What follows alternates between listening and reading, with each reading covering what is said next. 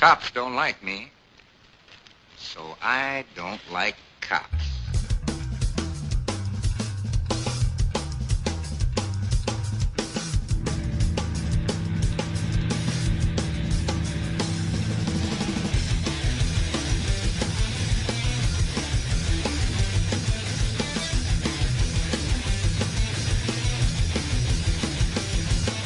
Badges don't grant extra rights.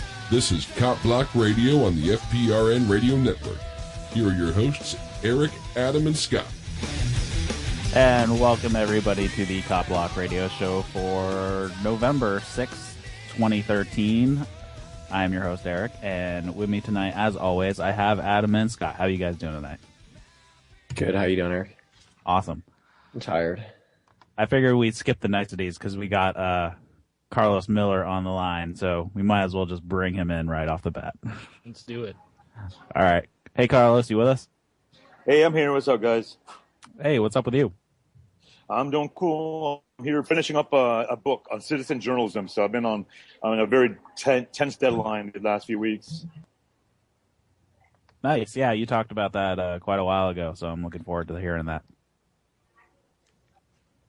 How has that been going anyway for you, all the book writing and everything? How's that coming out? I mean, you know, it's been keeping me up on night because I'm still running the blog. I'm still dealing with a lot of other issues. But yeah, I'm finally done. I think this is the last week, and I'm hoping to turn it all in by Friday, maybe do a couple of wrap-ups, little details by next week. But it's almost done, you know, and so it's coming along very good. And it should be out by May of next year. May. All right. What are you calling it? Well, they're going to call it. I have publishers. They're going to call it right now the Citizen Journalist Photography Handbook. So I'm covering all aspects of journalism. I'm talking about the ethics, the legal issues, technical tips, and case studies, and doing a lot of profiles on citizen journalists that I've written about in the past as well. I'm talking about a lot about my own experiences fighting my cases and writing the blog and doing all that kind of stuff. Awesome. Sounds like you've been busy. And obviously, you've had an exciting last couple of weeks with everything going on, bringing on new people and then them getting arrested and everything. Well, yeah. Well, we brought in 2 new people, and within a day of me bringing on the new people with Jeff Gray and Joel Chandler, well, one of the guys gets arrested on his way back to St. Augustine. So that started, and then one of my other guys who I had brought in, Taylor, he got threatened with arrest for illegal wiretapping. Then I wrote an article about it, and then I was threatened with intimidating a witness. So it looks like I am going to be formally charged with that this week. So yeah, I'm going to have a felony charge hanging over me, which has a maximum prison sentence of 10 years for posting an address of a public information officer online, her email address and her public phone number from her job. So now they're trying to come after me for that. So yeah, the authorities, they don't seem too happy that we are expanding, that we're getting stronger, and they're trying to take us down, is what obviously is the case here. So they're going after you for publishing the public address and phone number for a city employee of somewhere? Well, she's actually a media spokesperson, and she filed a complaint against Taylor Hardy, who is our video producer, because he called her asking for a quote on a video I had posted earlier, and he did not get the part. He did consent. He did get her to admit to that. He did tell her that he was recording, but he did not put that in the video. And then she came across the video, and she filed a complaint for illegal wiretapping.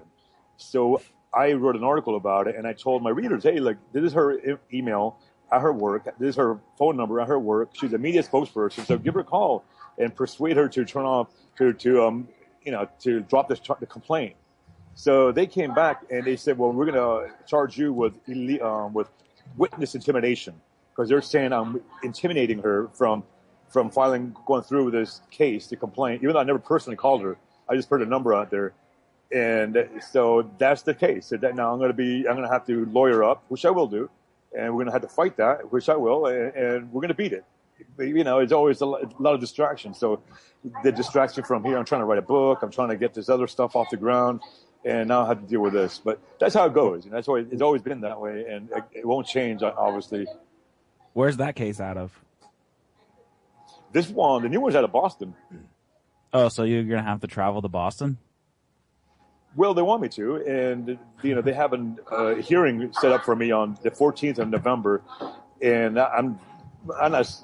I don't know about go or not. I might not go, I might go, but I'm not really worried about that because that's just a hearing, and they're probably gonna have enough probable cause to file the official charges, and then they'll set up the arraignment, and then that's when so we have to step up the fight.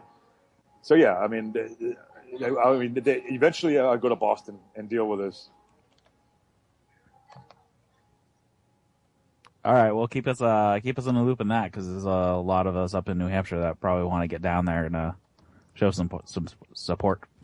Yeah, that would be great. I mean, what I would like to do is, and I already have a guy who's going to do this, is Paul, and we're going to go in there with a video camera.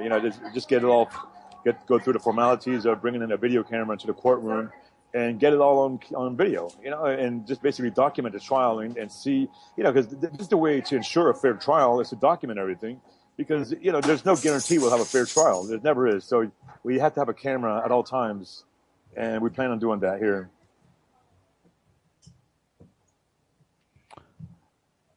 So, back to Florida, how has that been going with Jeff?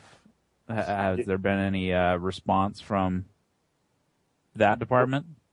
Well, Sheriff Ivey, from what I know, from what I understand through our internal sources, he's not very happy. He would love to come after us. He would love to arrest all of us. But, unfortunately, he doesn't have the grounds to do so. So he's going to probably have to drop the charges, not because he wants to, but because if he doesn't, then it's just going to make him look even more stupid.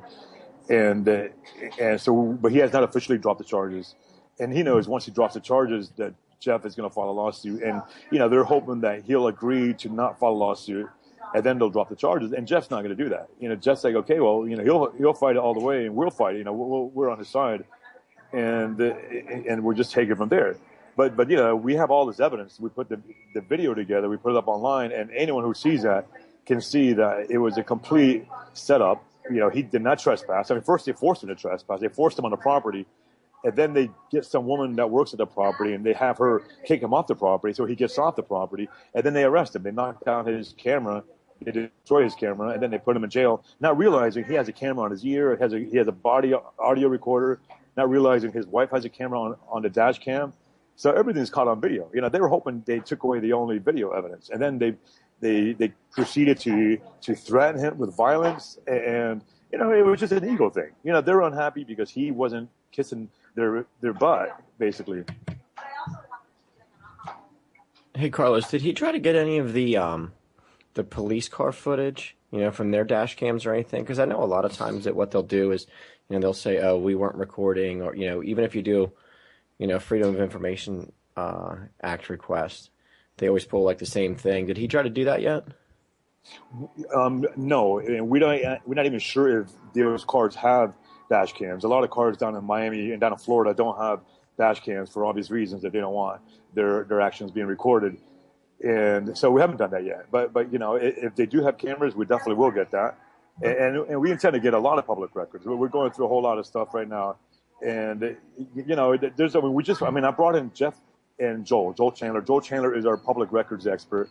And we have a lot of plans as far as raising money, as far as expanding the site, as far as, formatting the site where we can have multiple writers at the same time. And so this has kind of been a distraction, but we're focusing on different things right now. And that case is not going away. I mean, the first thing is we're going to drop. I mean, if he drops the charges, well, great, because then we can proceed with a civil suit.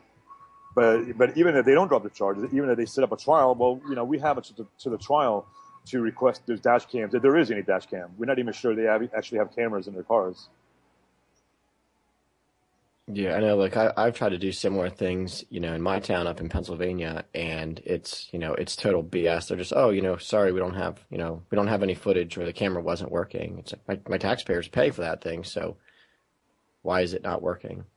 Yeah, well, a lot of times it conveniently not works. So, a lot of times they purposely turn it off. Like we saw in Oakland, during Occupy Oakland, when they were wearing the body cams, and they're supposed to have those on at all times. Well, right before they go in and start smashing heads against protesters, they would turn off the cams. And Jacob Crawford, he got that on video. He put a video out there, and those cops got disciplined for that. So, again, it's a perfect example of why we always have to keep our cameras rolling, because if it wasn't for Jake Crawford, they would still be doing that. Yeah, we talked about a story once out of Seattle that someone did an audit and found that 100,000 hours of footage was missing. And then also there was this one shooting where there were 8 cameras present. Not a single one of them was turned on or quote unquote working. Yeah, there definitely has to be some kind of stronger accountability process or system there, because they do that a lot. I mean, if the cops are controlling the cameras, well, I mean, it's not much different than the cops investigating cops when they do wrong. So there needs to be some kind of third-party source where they control the cameras, where the citizens have access to that, because that's the issue we're running against now. And it's all baby steps. The fact that they have cameras is good, but the next step is ensuring that the citizens are able to view those cameras, the footage, when they request it.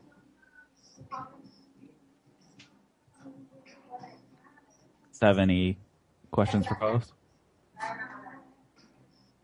No, I'm good. I just noticed that you guys really started picking up a lot of your posts have increased on the PNAC site, which is awesome. So I've been paying attention there. I saw that there was that one guy did like a spoof on your post about Jeff on the AR-15. It was AR-15.com. And he just, that guy got tore up. It was awesome to see how many people actually really get it. Yeah, I mean, it's coming, the site's coming together. I mean, and, I've been doing it by myself for 6 years, and it kind of burns me out because there's so much going on, and there's so much I have to do. So, brought these guys in, and they're helping, but right now they haven't even been involved 100%. We're still working those, everything out. And the site's picking up. A lot of people are just becoming aware of their rights. They're becoming aware that, these issues are going on. And there's stories every single day that come out, that even the ones I don't write about.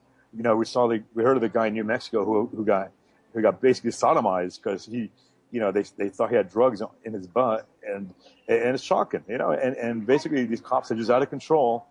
And the only way we can bring it back in control is the citizens basically wake up, let's pull out the cameras, and let's not be afraid to record, and let's not be afraid to speak out, because we got the numbers, so we have to do it. The only thing that I haven't seen recently on the site is, any updates on how the dog's doing. Was it Ruby Tuesday? Yeah, Ruby Tuesday. Yeah, I mean, I'm not at home right now. If I was home, I'll have her on. I'll bring her up. But she's good. I mean, she's a good little dog. I mean, she's the Pinnack mascot. So yeah, she's okay. That was a really cool story whenever I saw you guys post that up. Yeah. You got anything else you want to talk about, Carlos?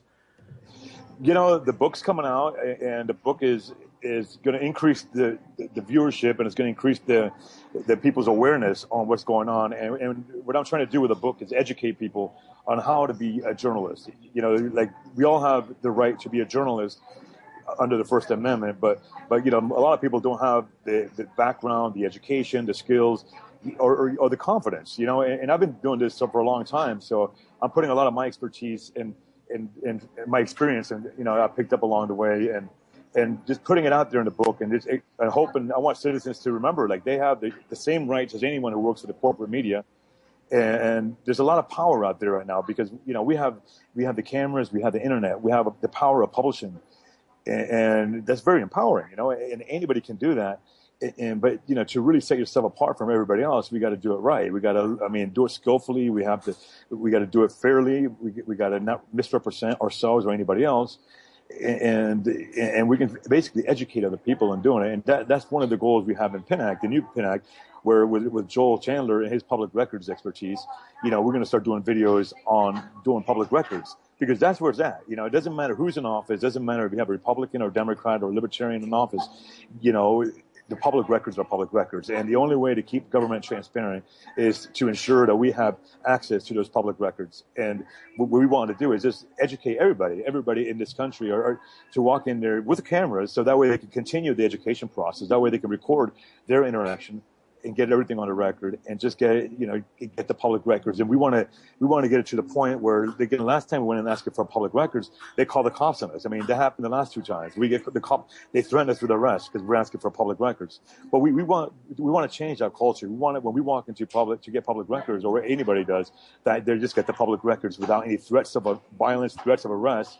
Because that intimidates a lot of people, and that empowers the government. We want to turn that empowerment around to give it in the hands of the citizens, because it's our government, it's our public records, and they're just the custodians of those public records. They're just holding it, but we own those records, so we have the right to walk in there and ask for them.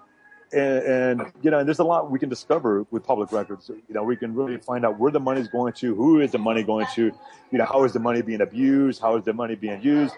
So that's one of our goals. So and that's one of the things I'm going to be writing about in the book. And the book is going international, by the way. It's it's going to be written in like 23 languages. So it's a global thing. This is a global movement. Is the right to record movement. Everybody's picking up on it, and we just got to continue that. We got to we want people to be aware and educated of their rights, and just keep moving. Because we will win in the long run.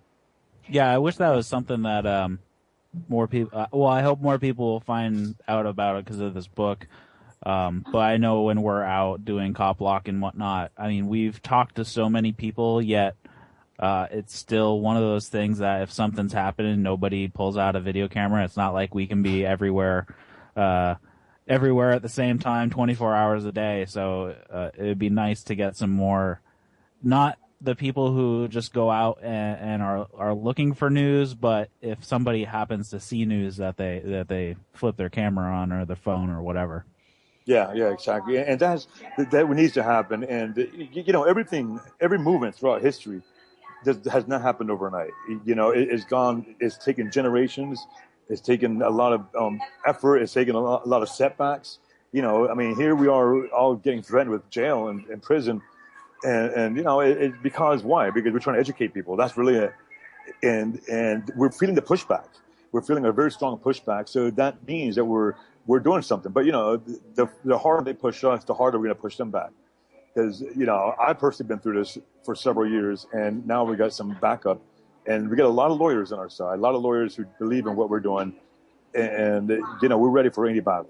So we just got to remain strong. And I get emails from people every day who just basically say, hey, I used to be very pro cop, and then I started seeing your videos, and now I'm a little bit more skeptical. I'm a lot more, there has to be more accountability. So, what we want to do is just change the culture and ensure the good cops remain good cops, and also and motivate the good cops to whistleblow against the bad cops. Right now we're having the problem is whistleblowers, they get retaliated against, so the good cops stay quiet. Then maybe that makes them bad cops themselves. But yeah, it's just a whole culture we have to change, and it's not going to happen overnight. It probably won't happen in my generation, but I'm hoping the people in this generation are planting the seeds for the next generation to pick up and go over there. Yeah, unfortunately, it's going to get better, but before that happens, there's going to be a lot more people who get beat up and put in jail and killed, unfortunately. But you have to start somewhere, unfortunately. Yeah. And another thing is, I don't know if you got the camera on, but I'm selling these shirts on pinacnation.com, which I'm selling a lot of merchandise that help support the blog, but also help spread the message of the rights to record and photography is not a crime. And they're cool looking shirts. So, I'm trying to get that started where people, that helps educate people too. People see those shirts and, people come up to me all the time. Hey, that's a cool shirt. What does that mean? So I tell them, like, okay, cool. I'll check it out. So, every little way, every little thing that we do. Copblock does a very good job on merchandising. So, I know you guys get it. So, that's just the way to do it. We have to figure out every little avenue to get the word out there. Now, Carlos, I seen you put up a post earlier today on Facebook about you're looking for new help. Is that correct? Yeah, well, I want to get an intern or a couple of interns because there's a lot of stuff that I don't get a chance to do and the others don't get a chance to do. And there's a lot of stuff missing that just goes unreported. So, I'd like to get an intern to help out and also, help out his career. Basically, teach this intern, the new media, because rather than they getting internship at CBS, well, they're getting taught the old media. I want to teach them the new media, which is a mix of old media and new media, because my experience is in the old media, but I've learned a lot in the new media. So just teach them, the new journalism. The new journalism is a lot different than old journalism, where it's more about transparency and less about objectivity, because no one's really objective. But if someone's claims they're objective, well, then what is their true motives? Right? If someone's transparent, like I'm basically very, very biased against cops who don't respect the rights of photographers. Well, I mean, I'm very transparent about that. You know where I'm coming from. But at the same time, I'm going to be very honest and very accurate in my reporting as well. So yeah, I mean, it'd be great to have, this is part of the process of getting more young people involved and getting them more part of this, involved not only in knowing their rights, but knowing how to report stories and work, because I don't want to do this by myself all the time. So I want to expand the site. All right. Now, where would somebody reach out to you if they were looking into getting involved and helping out with that or doing that? Well, they can email me at carlosmiller@magiccitymedia.com. That's Carlos Miller, magiccitymedia.com, and include a short bio and a couple of writing samples, and we'll take it from there. Very cool. Awesome. All right, you guys got anything else for what's Carlos? the tentative title of the book and rough release date? Yeah, well, the release, the tentative title is going to be the Citizen Journalist Photography Handbook, and that's probably going to be the permanent title. And the release date is going to be either late April or early May, and it's going to be released in 23 languages throughout the world. And it's going to have a lot of pictures from a lot of our fellow citizen journalists, people that we know. And it's going to have stories about people we know that I've written about, that you guys have reported on. And it's going to be a lot of legal advice, legal tips, and technical tips, and just hopefully a lot of insight. And hopefully, people will just get inspired, because that's what it's all about. It's about having the confidence to go out there and be your own media. That's going to be one of my slogans now, is be your own media, because that's what we have. I mean, the First Amendment gives us that. But this is the first time in history that we've actually been able to be our own media, because now we have access to the press. Where before, unless you owned the press, well, you had no freedom of the press. But now we have the internet. We have our own websites and our own computers and cameras, where we can be our own media.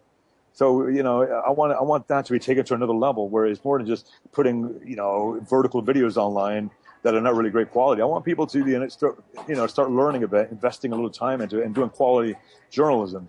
And you don't have to go to school for 4 years if you don't want to. You don't have to. You don't have the means to do that. But you can still be a journalist. And that's where it's at. That's the future right now. The future of journalism is going to be in the hands of the citizens. It's not going to be in the hands of the corporations. And that's the transition we're going through now. So what I'm trying to do with this book is this kind of show them the right way to do it. Because there are ethics, there are laws you have to follow. And there's a right way to do it. To do it good, you want to do it the right way, and that's what I hope to do with this book. Awesome. Well, thanks a lot, Carlos, for coming on. You can see him over at photographyisnotacrime.com. And when you're doing your media circuit for the release, don't forget about us. All right. Not at all. All right, guys. All right. Well, thanks a lot for having me on. Thanks. See you, Carlos. Take care. Bye. So we have our second guest on the line. So I hear. Do we have Pete with us? Yeah, I'm with you, Eric. Hey, man. What's up? Not much. How y'all been? Good. We got about 6 minutes to break, so you can give us a little teaser, and then we'll come back after the break if we run over. Cool. Yeah. Coming to you tonight from Chicago, Illinois, the 7th stop of the Police Accountability Tour. My buddy Garrett Ian, who who's a New Hampshire inhabitant, he joined me in Detroit about a week and a half ago, and he's going to be on the tour through the rest of the stops here. After Chicago this week, we'll be in Atlanta next week, and then New Orleans the following week. And so if anybody's listening from those towns, I guess I should say, like the second half of this week, we'll be active out in Northwest Indiana, and we'll have a get together and go out on Saturday. And then if you're in the Atlanta area, I know we have some people coming up from Florida and from Alabama to join us. We're going to, on Wednesday, have a Know Your Rights training, maybe at Georgia Tech. That should be locked down by tomorrow. But then we're going to go out on patrol Thursday and Friday and have a little social shindig on Saturday. And then in New Orleans, we're going to do a meetup as well, and then go out on some patrols and follow up on leads. So it's been nice. I think I've been pretty happy thus far with the caliber of content. It's tough when you're on the road. You want to, like, for example, we were in Detroit last week, spent a lot of time with Dale Brown at the Threat Management Center, and I could have sat with that content for a week or a month and come out with some good videos, but just the fast pace of the tour, it kind of necessitates us just to push stuff out and keep moving on. So it's been pretty good though thus far. Yeah, Garrett has been blowing up my YouTube subscription feed. He put like 70 videos online in one day. It's like, oh, jeez. Yeah, we went out on Monday in Chicago. We walked around for pretty much the whole day, walked miles and miles, and we had a lot of good interactions. We followed up on an incident that happened in Skokie, just northwest of Chicago, where a police employee threw a lady face first into the concrete of the cage there and pretty much broke all the bones in her face. This happened back in March, and the video just got out, and now finally, they're charging the police employee who did it, but he's still being paid and everything. So we went up there to try to follow up and really couldn't get anybody to talk to us. But after that, we went to Chicago, one of the cop shops there, the precincts, to ask about, because there's still a lot of people that are hesitant to film here in Illinois, unfortunately. So we want to clear that up for everybody. And so we went in there to film, and we also talked to a lot of police employees out on the street. And, we didn't have anybody threaten us with arrest simply for filming. While inside the cop shop, they did try to make some arbitrary distinction, saying that, yeah, you can film in a public building, but this is a Chicago police building, and you have to get permission from our colleagues at this other place before you can film inside here. So it was this very circular argument. But, needless to say, we filmed, a lot of police employees that day. We did have one police employee, a couple of them filmed us in return, which was fine. But one guy stuck his phone right up to my camera, pretty in a hostile way. But, like I said, no one said you can't film us, you're going to jail, if that's eavesdropping or anything like that. So there is no threat yes, there is a threat of being kidnapped and caged for filming a police employee anywhere, but it's definitely not the the legislation these folks claim to obey anymore. So I hope that people in Illinois definitely film when they think they need to film and start looking out for each other a little bit more. Yeah, Illinois is one of those states that had a law on the books specifically stating that it was illegal. Of course, that was overturned by the Supreme Court a few months back, maybe 6 months or so ago. So that might be one of the reasons why it's a little more hostile in that area.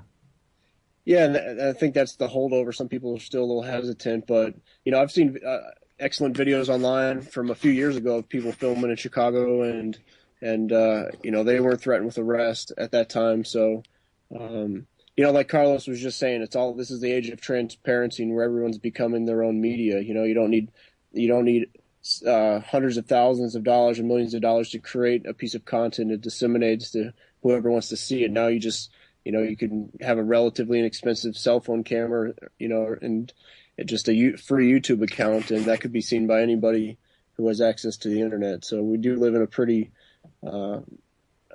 I'd say a pivotal time, a watershed time when we have a lot of potential to kind of move past those thugs that claim authority over us.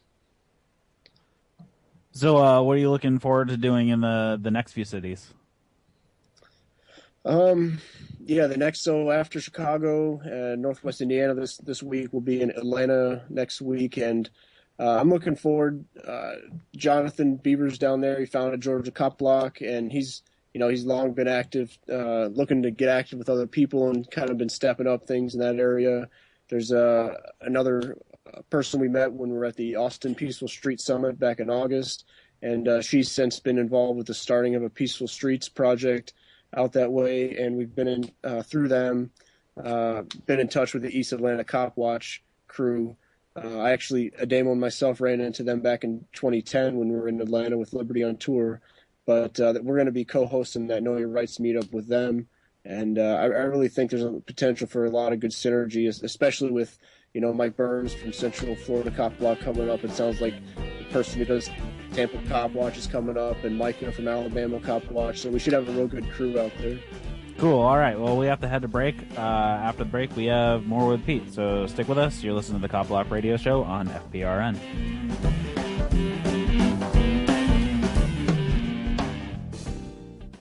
In 1997, a high school shooting was stopped by a vice principal with a gun. In 1998, a middle school shooting was ended by a neighbor with a gun. In 2002, a terrorist attack was stopped by a school guard and a teacher with a gun. After September 11th, pilots began carrying guns to protect their passengers. Let's give our schools and teachers the same option. Sign the petition at defendschools.com. Hi, I'm Trevor Moore. Due to the recent revelations that in order to fight terrorism, the NSA has been using a secret court order to spy on every single Verizon and AT&T customer, Americans have become outraged and concerned about their rights to privacy. But along with that concern comes a feeling of hopelessness. I mean, what can we do? Vote in new leaders? Well, the problem is that during an election, each candidate pretends to not be an asshole. Then when they get the job, they reveal that they've actually been a complete asshole this entire time. No, elections are of no use. The only way to fight back against our country's excessive wiretapping and data mining is to make it irrelevant. That's why we're launching Operation Everyone Talk Like a Terrorist all the time. If we all openly discuss terrorist plots in each of our phone conversations, then eavesdropping on those phone conversations becomes pointless.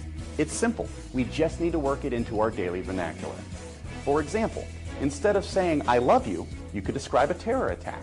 The larger the scale, the more you love the person. Hi, Mom. I just got out of school. Can you pick me up? I'll be there in 15 minutes. I'm gonna use a truck bomb to blow up the Brooklyn Bridge. I'm yelling anthrax to Pierce to Morgan. Or nonsense about God's will being great could mean affirmative. Hey, man, they have a 7:30 show, and do you think you can make it in time? God is merciful and his love is unchanging. Did you already get me a ticket? And those are just a few examples. You can make up your own. Have fun with it. But it's time for us to stand up and protect our rights. Because those assholes aren't going to. At Damari Nolo Outfitters, we view the outdoors as our home, not a harsh wilderness. Our gear is chosen for adventure, not just in our backyard, but in the vast expanse of our amazing planet. Damari Nolo Outfitters carries the essential gear and tools you will need to live the empowering mindset of self-reliance. Our products are chosen especially for their durability and quality, and are carefully tested by our staff and associates. Our promise to you is we never offer any item for sale we don't use ourselves, so we can offer only what we know to be the best. Our online store makes it simple to browse through our high-quality lines of clothing, knives, tools, load carry gear, and accessories. We are committed to offering you the best American-made equipment on the market, a promise you'll see as we continually add new products. For more information about our products and blog posts to help you learn more about self-reliance and equipment, please visit www.damarinolo.com. That's DOMARI-NOLO.com. Damari Nolo, chosen for survival and adventure.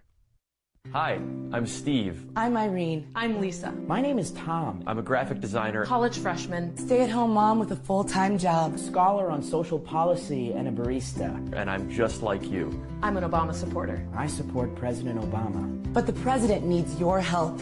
Our president can't launch into another war without you. And remember, we promise to support him no matter what. Together, we can do it. That's why we here at the Americans for Whatever Barack Obama Wants, Did You Know He's Friends with Jay-Z, have launched a Kickstarter campaign to fund World War III.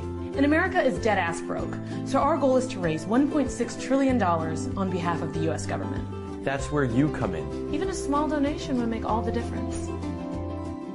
When I first saw the president speak in 2008, in a YouTube clip posted to my Facebook page, I knew he was going to be right all the time. So I support World War III and IV. and any moon war the president may want to start. I mean, there is no way that he or the cabal of corporate interests, spy agencies, and shadow bankers that tell him what to do would ever mislead us. A $25 donation will get you a piece of rubble from a war-torn Middle Eastern country kissed by Senator Lindsey Graham. A $100 donation gets you a day pass to leave your local refugee camp. You'll probably end up in a refugee camp, but it'll have free Wi-Fi. So please, help us reach our goal of $1.6 trillion so we can make World War III a reality. Why? Because Obama. Because Obama.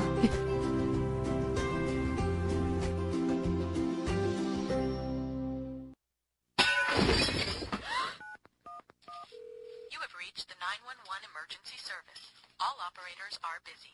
Oh God, please help me. He's got a knife. You have reached the 911 emergency service. All operators are busy. Please stay on the line for the next available emergency operator.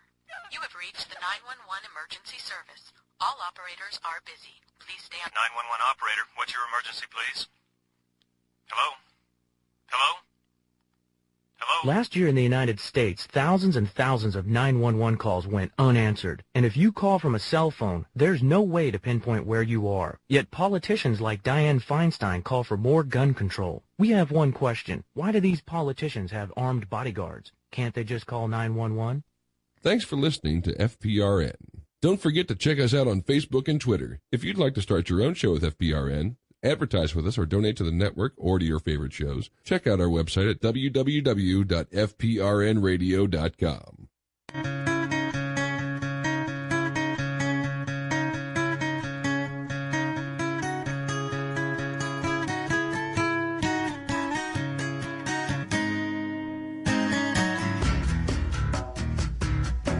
And welcome back to the Copblock Radio Show, live on FPRN and syndicated across the interwebs. If you want to download it as a podcast, you can do that after the show at fprnradio.com. And there'll also be a link to the show notes that I post up on copblock.org afterwards. Usually noon the next day or so. I usually get those out, so you can check them out there. And if you are listening to a podcast, we do this live every Wednesday night at 9:30 p.m. Eastern at fprnradio.com, and you can come join us in the live chat and call in or whatever you want to do. But right now we have Pete with us still. So do you have any interesting stories from your previous stop, since you kind of dropped off with us while you were over in South Africa? Yeah. I was over in South Africa for 6 weeks. After that, came back. We went to the Bay Area. The Bay Area was great. I mean, honestly, being around a lot of pretty active folks that, have been out in the streets or filmed police employees, but also the tech community out there. Being around that was pretty informative for me. A lot of advocates of Bitcoin, but I was primarily interested in learning more about mesh nets and where they're at and the tech behind them and everything. And, I really think, I'm definitely not an expert, and I don't pretend to have the knowledge to, bring the mesh nets to where I hope to see them at in the near future. But I think they have so much potential to bypass the sensors and people that try to control others. I heard from some of the folks there talking about ideally being able to mesh the globe, to essentially create a parallel internet that doesn't have any centralized switches and points that could be controlled or shut down or regulated. And I would love to see that. So, there's some people in different areas of the world that are that have meshes created. I guess the largest one's in Spain with over 20,000 nodes. But there's also sizable ones in Germany and Austria and elsewhere. There's actually a wiki that lists a lot of them. But the folks I met with in Oakland, they're right now they're deploying a mesh in the East Bay with 100 nodes that's going to be tied into the Internet Archives. And so if the internet ever crashes or gets shut down, they're going to have access to that. And and ideally, I think, as we see, if the economy and fiat currency goes to its absolute value and things like that, maybe other people will recognize the value in being part of the mesh net and will take steps to implement it themselves and just create some resiliency and more interconnectedness that I think is going to make us all better off. So I'm excited to see how fast that grows and everything. But elsewhere, I mean, yeah, and also when I was in the Bay Area, I had a little run-in with a few San Fran police employees, and they gave me a $200 ransom for stepping in the street. And I didn't show up in legal land as they prescribed that I should, and I then received another letter that said they demand another $300 from me. So I mean, those are claims made that are never going to be fulfilled. They're never. I mean, I didn't hurt anybody, and they were the ones that acted the wrong. And honestly, one of the biggest takeaways I had for that on employees from San Fran, one of the police employees was essentially saying, "Hey, we're police employees. Don't you recognize what we're telling you to do? And we don't know who you are. We need your ID." And I said, "Well, I don't know who you are." And they said, she said, "Are you a sovereign citizen?" And I said, "Well, what does that mean?"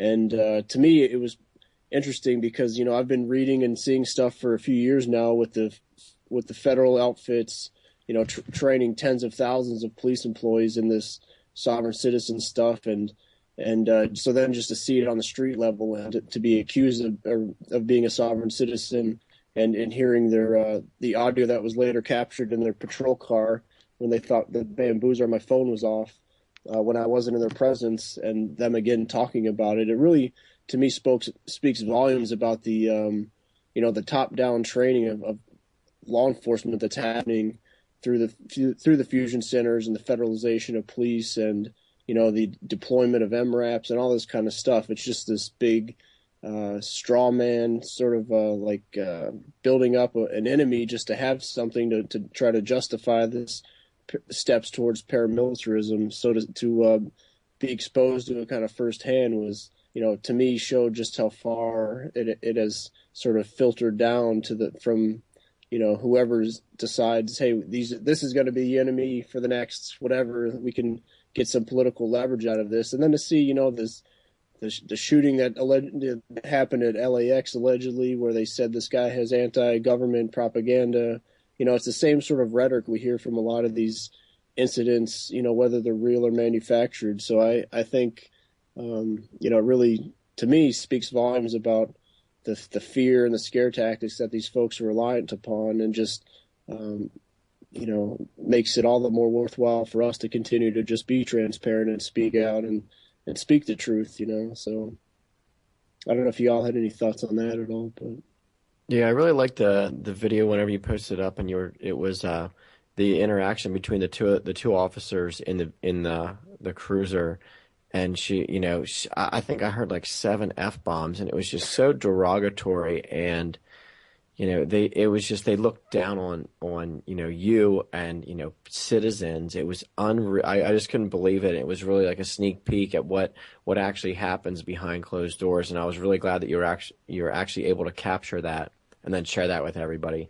And we needed to we got to get the link to that and post it up so everybody can see it again. That was a very good catch. Yeah, I appreciate it. Honestly, without that video, like I said, the bamboozler stream on my phone they thought was off. At one point they picked up my phone off the sidewalk and saw the screen was still lit, and hit the top button on the phone to try to turn the phone off. So the screen went black, but the bamboozler stream was still running. So when, like you said, when I was out of their presence and they were talking, I mean, I could, being on the scene, see the body language and the nonverbals and the ridiculousness of the situation firsthand. But again, it's having that objectivity of recording and letting other people see it to interpret it themselves without going through me as a filter, without necessitating them to have to believe me or even know me, but just to hear, like you said, how the police employees acted is completely out of line and unprofessional. And honestly, that's the norm of a lot of police employees. And it's the institution, at the end of the day, that's the issue. And so I would hope that, before people find themselves in such situations where they're jerked around for no reason, that they see these kind of things. I mean, that Carlos puts out a photography is not a crime, or that, people submit at copblock.org or wherever, and just realize like, hey, this is not just isolated incidents. There's a pattern here, and let's figure out why that is. And to me, it's because it's, this institution based on violence, based on double standards. So hopefully we can move past that sooner rather than later, before more people are, made victims. But other than that, I mean, so then we went to Denver, and there's a lot of good folks in Denver. I think I got a little altitude sickness out there, so I was, I stayed in a couple nights when I had hoped to go out, but Detroit was pretty productive. There's a real good crew out there, and we had made some furthered connections that were existing, and but yeah, I look forward to that. And then the final stop, as I mentioned, we're going to Atlanta next, and then the final stop is New Orleans, and we're excited to be down there. So I hope if anybody's listening from that area and wants to come out and connect with us, I guess I just got sort of the ban from Facebook. So if anybody wants to connect, my email's pete@copblock.org. If you have any suggestions on leads we should follow up on or whatever, but we're going to be posting the meetup locations and times at copblock.org/tour stops. I don't know. In general, things have been pretty good. I would say it's good to see, more communities in each of these towns we're visiting, people connecting with each other, and just making stuff happen. I think it's pretty empowering. So one thing that I was kind of curious about, you're going to have the next stop. You were talking about some Know Your Rights workshops. What, for the listeners, what can you expect if you were to attend something like this? How's it run? What do you guys, what are your anticipated goals for people coming in to take away from the workshop? Yeah, it's a good question. I would expect the workshop to last about 2 hours. It's going to be pretty, I think, accessible. We're not going to be obviously pretending like we have all the answers or not, but just try to impart some ideas and suggestions that we've had from our own time out on the street interacting with police employees. I know there'll be some discussion about different types of police interactions, whether it's in a vehicle or on foot, different types of phrases that one can use to potentially mitigate being caged, the levels of suspicion or whatever that the police employees claim that they need to be able to stop somebody, and ultimately, effective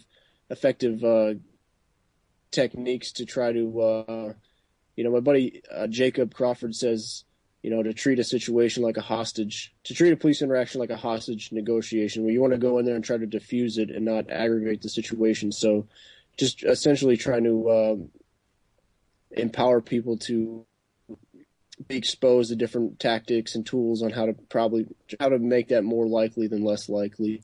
But and then afterwards we'll go out hit the streets and utilize some of what was just communicated. But yeah, a lot of just different types of cameras or recorders that could be used, how they could be by having two or more of the devices, how they could compound the positive benefit. The chain of cameras makes everybody safer, for example.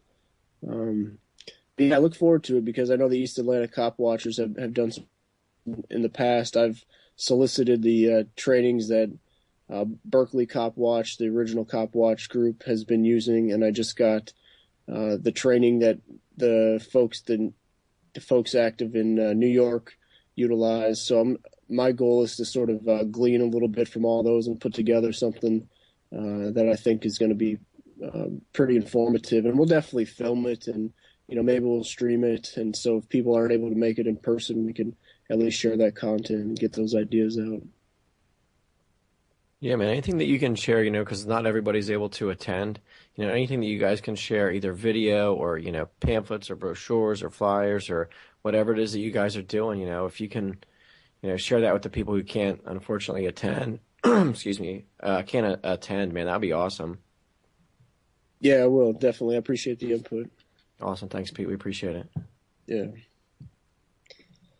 Eric? I got nothing else. Yeah, man. I got one real quick. Pete, what would you recommend for someone? Obviously, you have experience in this. You've gone out and done a ton of tours. And I've been considering doing something like that for the West Coast here, and kind of going around and meeting up with local chapters. What exactly do you recommend as far as when doing something like that? How to approach it and how to set everything up? Yeah, I really that's a good question. I think logistics is key. I would really emphasize logistics. Before Damo and I headed out in 2010 with Liberty on Tour, we spent as much time before we hit the road doing logistics as we were actually on the road. And we learned that from the previous tour in 2009 with Motorhome Diaries, where it's pretty much we had a rough idea of what we wanted to accomplish, but we go for 7 months, and it was real time sort of figuring out the next, we do a leg at a time, so we'd have maybe half a dozen stops figured out, and we'd try to find point people or meetup locations, or even just like the routes and everything like that. Just we were trying to do it in real time. We had 3 people at the time, so it was more manageable. But yeah, I would definitely suggest spending ample time doing logistics. I mean, even with this tour that I'm currently on, in retrospect, I've learned some things, and I think Jacob Crawford and I were planning this tour remotely. Like, I was in the Shire and he was in the Bay Area of Cal.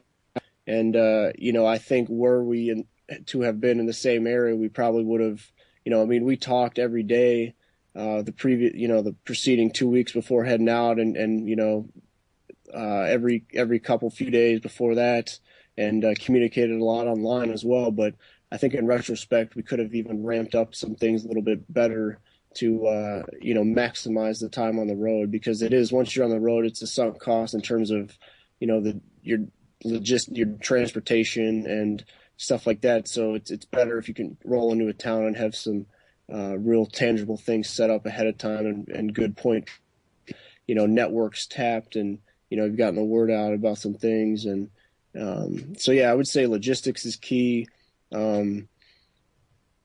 And if you were thinking about heading on the West Coast, there's definitely good networks. I would encourage you to reach to the Cop Block, whatever groups exist on the groups page, or Cop Watch groups, or whoever. But also some like-minded groups. You could reach out to some maybe some liberty-oriented groups or voluntarist groups, as well as people who are advocates of the right to keep and bear arms, for example, or drug or any of these other issues that are related, and just bring everybody together. But and I think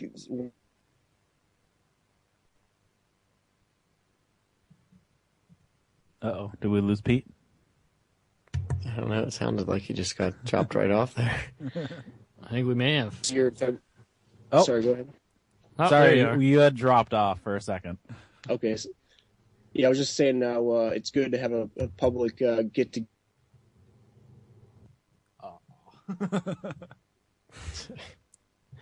I think the producer's the one doing this, scrolling around back there.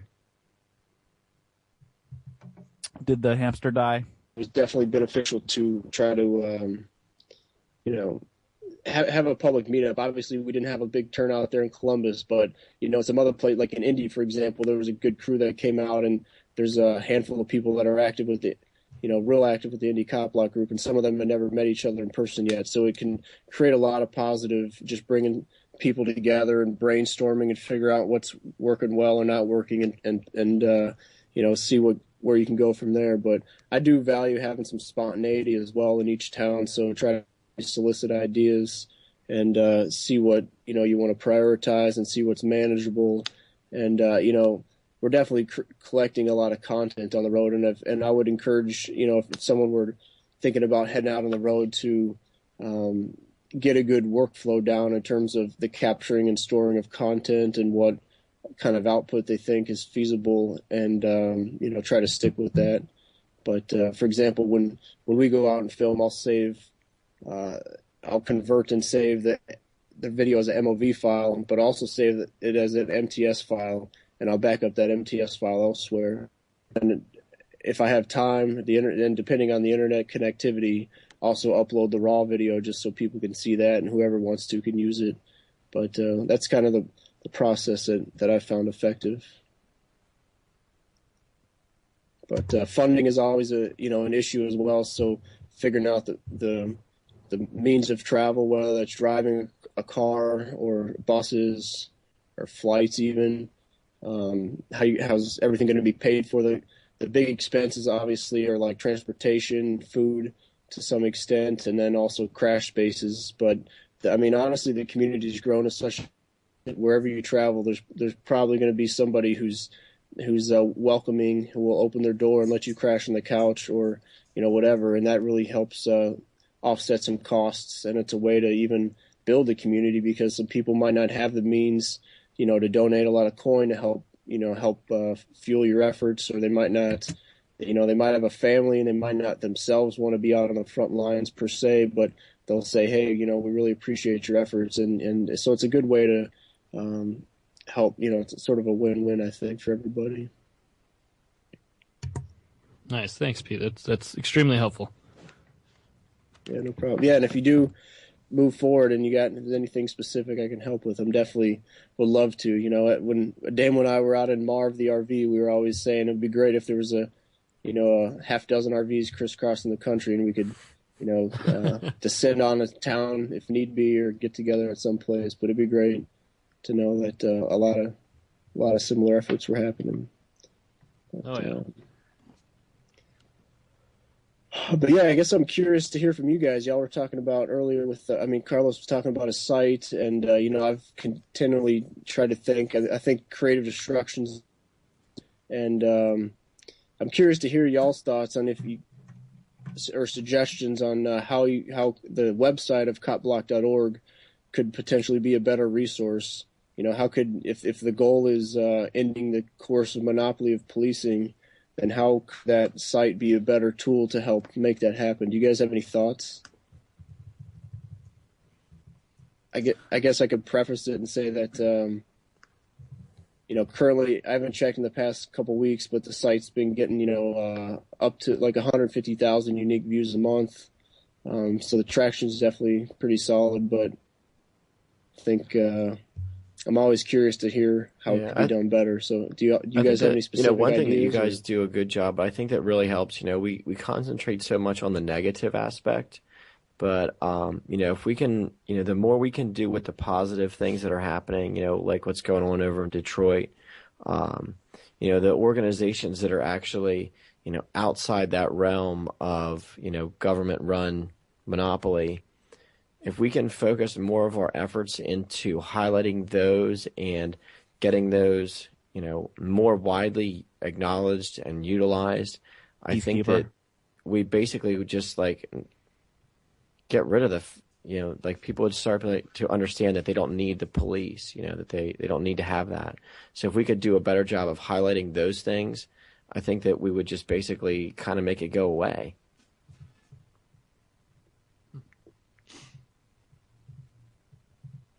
Yeah, that's one of the things. I think we lost Pete again. We had talked about the Peacekeeper app. We talked to that guy. Yeah, Corey Hammond. Cody. Oh yeah, I was able to meet Cody in the Bay Area. He's great. I met him and his two brothers. And I love of the technology that I think is going to help people that aren't trying to control each other. I'll say that. But and I think that whenever we even though he wasn't as successful as he would have hoped, I think that idea is going to get the gears moving in different people's heads, and somebody's going to take his idea and they're going to build upon it, and they're going to make it a little bit better and a little bit better, and eventually it's going to catch on to where it started with it wasn't a Kickstarter, it was a Indiegogo. It was Indiegogo. He started something. Yeah, I agree. And he said he intends to finish it, even though he didn't raise. So for folks unfamiliar, he's making an app called the Peacekeeper app. And the idea is, instead of calling 911 if there's an incident, you can you can hit a button on your phone that says, whether it's medical assistance needed or there's a burglar or whatever, and it goes out to people already in your network and people that have skills that are trained in these areas, and that will then train other people who have interest in learning about that particular skill set. So it's a pretty cool way to decentralize things. But anyway, he said he intends to finish the funding of it and bring it to it. So hopefully we'll see that in the near future. Cool. You have anything else you want to talk about after the break? No, I mean, I appreciate y'all's work and appreciate everybody's efforts. And hit me up if I can help with anything. Pete@copblock.org. All right. Thanks a lot, man. Pete. You're listening to the Cop Block Radio Show. We'll be right back on FPRN.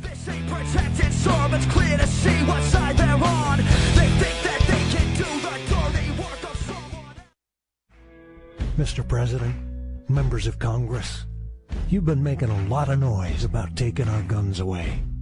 But you might want to review history. 1835, Gonzales, Texas Territory. The authorities wanted to confiscate the big gun that protected that colony. You know what the people said? Come and take it. Because they were willing to fight for their freedom and their guns. So are we. Come and take it if you want it. Come and take it if you think you can. Come and take it, but I warn you, you'll have to pry it from my cold dead hands. We want the freedom that God gave us, so you best not cross that line. If you want this gun, you gotta come through us and take it. One shot at a time. Just like Gonzales, we're keeping our guns.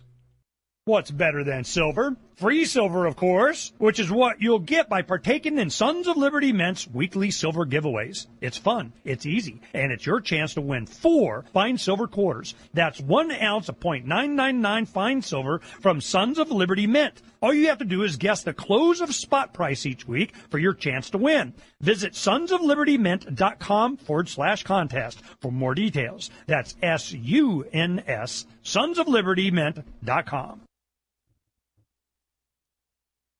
What's better than silver? Paper money just doesn't get you what it used to, and we want to be prepared for a possible economic collapse, so visit sonsoflibertymint.com. They specialize in usable, divisible silver. Their signature product, the fine silver quarter, is the world's best bartering tool. Its unique design, shape, size make these 1/4 ounce .999 fine silver bars a must-have addition to silver stackers everywhere. Don't wait to wish you had usable silver. Head over to SUNSoflibertymint.com and load up on silver you can use today.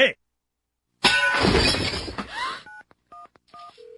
have reached the 911 emergency service. All operators are busy. Oh God, please help me. He's got a knife. You have reached the 911 emergency service. All operators are busy. Please stay on the line for the next available emergency operator. You have reached the 911 emergency service. All operators are busy. Please stay on. 911 operator, what's your emergency, please? Hello? Hello? Hello? Last year in the United States, thousands and thousands of 911 calls went unanswered. And if you call from a cell phone, there's no way to pinpoint where you are. Yet politicians like Dianne Feinstein call for more gun control. We have one question. Why do these politicians have armed bodyguards? Can't they just call 911? Talk about a wake-up call. I was paying for all the doctor's visits, insurance premiums, and medical costs out of pocket. All these expenses were keeping me from living the carefree lifestyle that I wanted. Then the government told me about Obamacare. Now with Obamacare, I don't worry about my health care. I eat whatever I want, whenever I want. I get all my prescription drugs for free, and there's no more coverage gap. I no longer need to worry about pre-existing conditions. We can see any doctor whenever we want for any reason, and so can everyone else. Obamacare is not for everyone, like Congressman. If you are already healthy, do not use Obamacare, as you will see your premiums go up. If you are a sick person, do not use Obamacare, as you will see your premiums go up. Many people on Obamacare may experience longer wait times and fewer doctors, and denial of your treatment of choice. If you are faced with a healthcare situation, you may be denied treatment through government rationing. Obamacare even covers my kids up to age 26. If you experience a recession lasting more than 4 years, stop taking Obamacare and contact a travel agent to move to the Bahamas or New Zealand. And the best thing is that Obamacare is free. Obamacare is not free. Obamacare will increase the national debt by $863 billion in 10 years. Your taxes will go up $569 billion by 2019. If you see a major jump in your premiums, you should opt out of Obamacare immediately. Opting out of Obamacare is illegal and will incur major fines and penalties unless you are a union member who received a special waiver from the Obama administration. Obama is not responsible for the negative effects on the economy, your pocketbook, your freedoms, or your health. Obama solved all my problems. Obamacare. Live your carefree lifestyle. Thanks for listening to FPRN. Don't forget to check us out on Facebook and Twitter. If you'd like to start your own show with FPRN, advertise with us, or donate to the network or to your favorite shows, check out our website at www.fprnradio.com.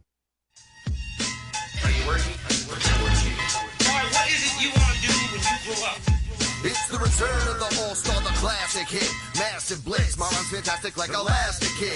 Smash the grip with a savage grip. Mad Max couldn't even imagine this. Sensational, amazing like Spider-Man. It's the mighty clan, fan. And from what I heard, you ain't got none of welcome back to the Top Block Radio Show live on FPRN and syndicated across the interwebs.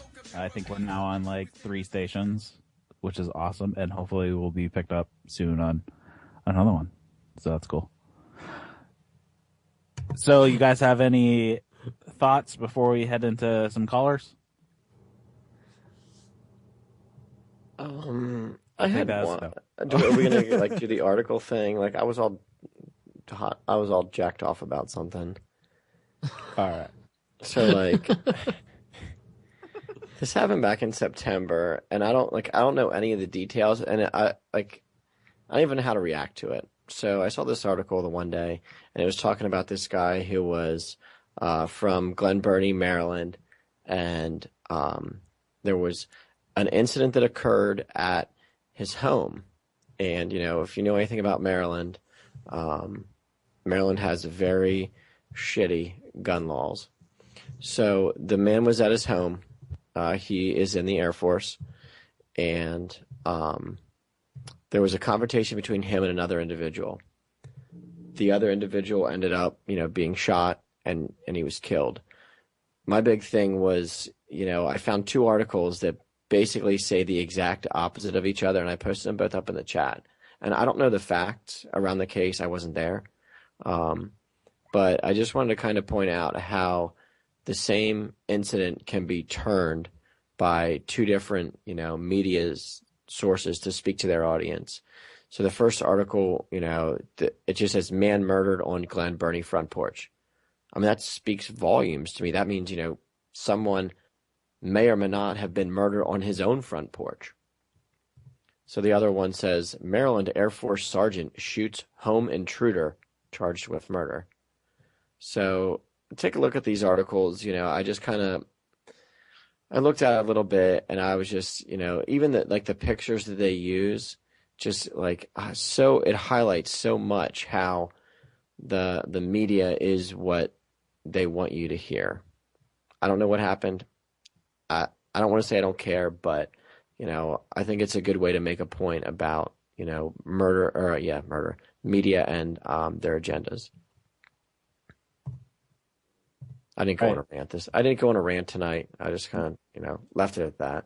That's cool. We have a bunch of stuff to get to, but first we have Dio on the line. Dio, you with us? What's up, man?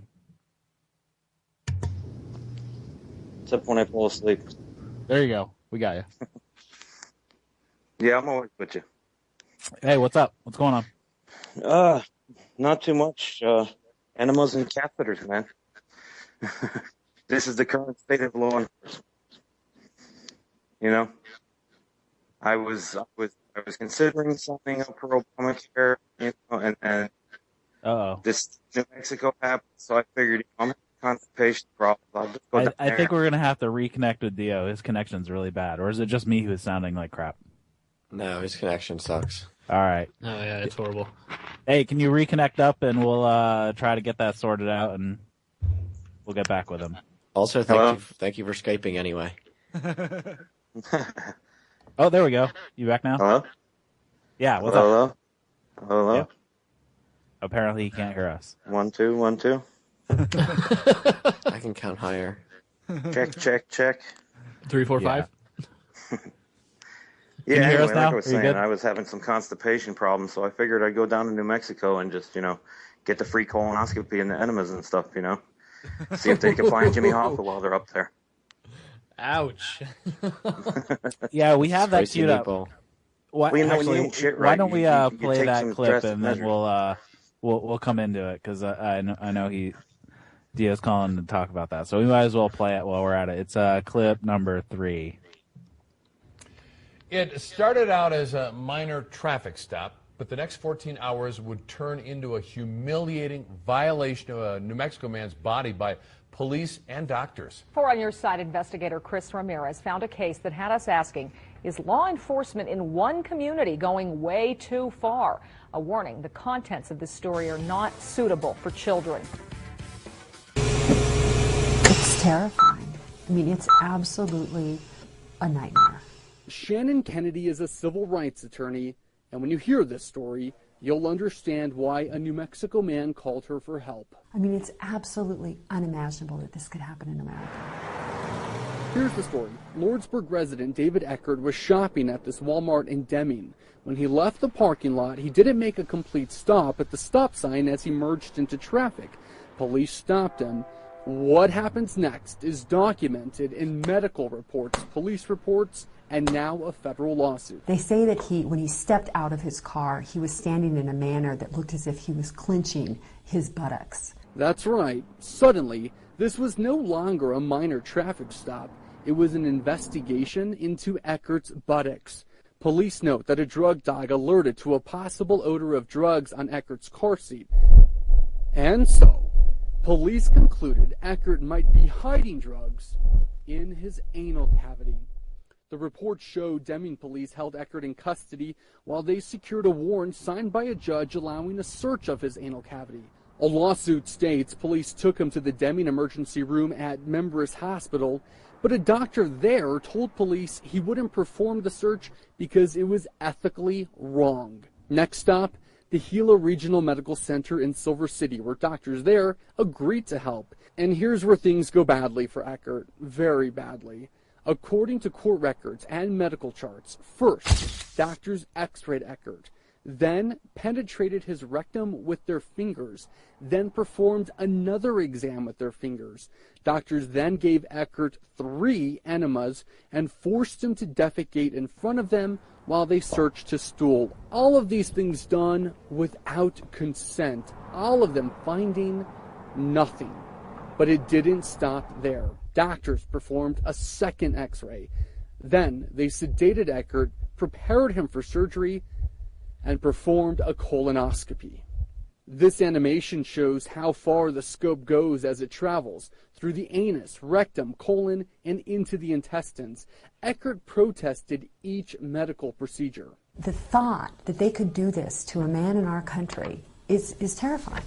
I mean, our community should be outraged, and the public has a right to know about this so that they are aware when they're traveling through that part of our state to be careful and to be on guard. There's a line right here, and it's important because this line separates Luna County from Grant County. One more time because it's important.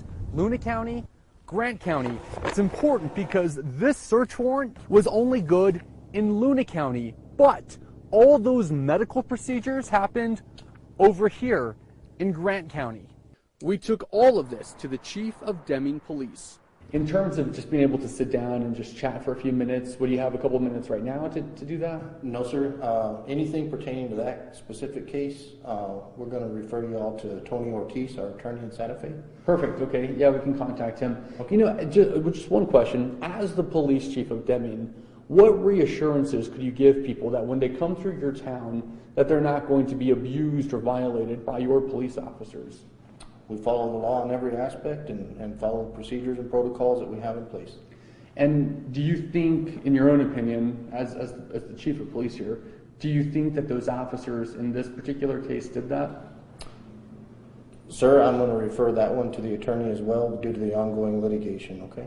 In an email, Tony Ortiz wrote he won't comment, but added that the city of Deming will prevail in this matter. Now, you might expect administrators here at Gila Regional Medical Center to defend their doctors, maybe even defend patient care here.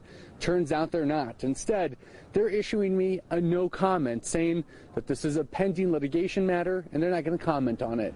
I mean, this is like something out of a science fiction film. Anal probing by government officials and public employees. Let's talk about your client today. We were supposed to meet with your client, and then at the last minute, he backed out of our interview. How come? He's terrified. He's absolutely terrified that he's living in a community where police are able to harass people traveling through this community and people who live there, basically unchecked. It started with a minor traffic violation, and you may think it ended with 8 anal medical procedures, but there's one more thing. The Gila Regional Medical Center billed Eckert for those procedures and is even threatening to take him to collections if he doesn't pay. Chris Ramirez, for... What the fuck? I don't even know, man. A little bit of salt in the wound there, if you will.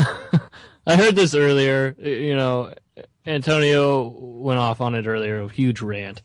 And I listened to it then, and I'm still just as baffled by this story as I was earlier. And then the fact that they even have the nerve to tell him he has to pay for the shit. I'm like, Yeah. Really? I hope they fucking clean the hospital's clock and the police's clock, because that's just bullshit all the way. Yeah, I just don't even understand it. I think that it really shows that people will just do whatever is on a piece of paper with a signature on it, regardless of the circumstances or what it's actually saying. But I think that this is a really good opportunity for people to take that hospital system and just shut the entire thing down. That entire hospital system should be shut down because people should stop using it because of what they've done. So, Dio, why don't you chime in and give us our explicit tag for the podcast this week? I know, dude, we're gonna. Yeah, I said I don't have health insurance, so I was thinking this is the new Obamacare. This is how we take care of rectal problems and stuff. I was having trouble shitting, so I figured let me go down there. Maybe I'll get cleaned out real good. And figured maybe they could look for Jimmy Hoffa while they're up in there too. I don't know how you turn this around into a funny part of the story, but wow. But you did it. Can't believe it. That's why. Because it's really sounds like something out of a fucking science fiction novel or something. I mean, that's obviously not science fiction, but like something out of 1984 or something. It's really insane. There was another story that I heard about like right afterwards where they had a guy and he was on a fucking bicycle and they refused to take a piss test to prove that he was DUI. They were like, they were trying to make him piss in a cup and stuff like that. And when he refused, there was like an altercation between him and the cop in the hospital or whatnot. He ended up laying in a pool of his own piss. And then they ended up sticking a catheter up in him trying to get evidence. It's like they detained him long enough to make him produce his own evidence. I mean, it's like they made him testify against himself. It's fucking ridiculous. Wait, you can get a DUI on a frickin' bicycle? Yeah, that's what they were trying to say. Yeah, that's why they were trying to ID him. They were saying that he was suspected DUI or whatnot. He was actually not the original cause of the well, if you want to call it a traffic stop or whatnot. There was 2 bicyclists. And the one got stopped ahead of him, and he stopped backwards because he didn't want to get involved. And then they came up and started harassing him and stuff. And they told him that that they suspected him of DUI. I think what they told him first is that he was standing up riding his bicycle, which was failure to use a bicycle seat. If you can believe that one. What statute is that under? You have to use a bicycle seat? And I have no clue. I don't even remember where the story was from, but the point being is that they actually, once again, medical procedures being performed by law enforcement officers. I mean, if this is the state of law enforcement today, I'm not leaving the fucking house anymore. That's it. Ain't nobody sticking shit up my dick. I'll tell you that right now. You got to say, which one of you assholes gets to die trying to stick that in my dick? I mean, that kind of brings up a good point. You know, when is it okay to protect yourself using violence? When is it okay to shoot a cop? I really cannot believe that nobody in this entire situation was like, what the fuck are we doing here? Yeah, I mean, and we've talked about it before. I mean, many times, you know, whenever you see the videos of, you know, you got 7 cops just kicking a guy in the head, you know, and nobody will stand up and do the right thing because everyone's so, you know, they're trained to think, well, you know, that guy must be, you know, trying to hurt him or something. Like, yeah, or the guy being kicked in the skull by boots. Right, the guy who flips his van and gets tossed from the car. He's already out cold when he hits the ground, yet 7 officers think it's a good idea to come up and start kicking the shit out of him, even though he's already knocked out. Dude, I can't even believe, you see, it's gone from bad to worse because back in the day when somebody got messed up and they were going to arrest him anyway, they would leave him there and let the ambulance take care of him, and then they would handcuff him to the gurney or whatever. Because if you're seriously injured, like if you have a back injury or something like that, and you get moved, you could be paralyzed for life. So these guys think it's a good idea after having all these injuries. They don't know what happened. Like medics are taught, like don't move the guy until you know you can stabilize his back and his neck. So you know you're tossing this guy around trying to put handcuffs on him. You don't know what you're doing to him. You know, you could be paralyzing the guy for life. Or kill him. And then my other thing, it was a good observation that was brought up earlier. What truly would have happened to this gentleman that's being anal probed? What truly would have happened if he would have resisted and said no and tried to fight back and protect himself and protect his butt? I mean, really. They would have killed him, no questions asked. Either that or he would have got tased or some sort of something, and then it would have been blamed on him. Oh, it was his fault because he resisted. Yeah. Because he wouldn't let us put things up his bum. Yeah. You know, and like I said, I made the comment online, too. I said that any police spokesman that uses the word justified needs to go to jail, too. Yeah. Well, it sounded like that one place already rejected their request to probe the dude, and then they moved on to some other place that would do it for him. Yeah, they did have one solitary lone voice of sanity in the whole thing, and thank God they can sit back and say, "Haha, told you so," with little to no repercussions. Yeah. I would if I anally penetrated somebody at work, I would be fired immediately. You see how it plays especially out? If it's one of your customers. Especially if it's someone that pays your salary. Yep. Yeah, I think that's called sexual harassment at work in the workplace. Rape. Yeah, I think that's rape. You know, sexual molestation, rape. We can just keep going. And if the state has any sodomy laws, they should be charged with 3 or 4 counts of that too. Mm-hmm. Yeah, that's just crazy. So Dio, off topic. How was meeting with Pete? It was awesome. I was actually hoping to get to speak to him, but I guess we don't have that capability. Oh, sorry. We just kind of ran into break, and I let him go at that point. I was gonna bring you on when he was still with us, but it just went long. It just wasn't in the cards. Sorry about that. Hell, I understand.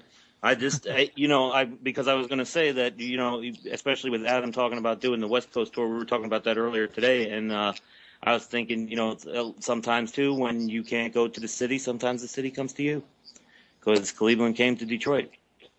Mm-hmm. They didn't have a Cleveland stop plan, so I figured I'm going to go see them.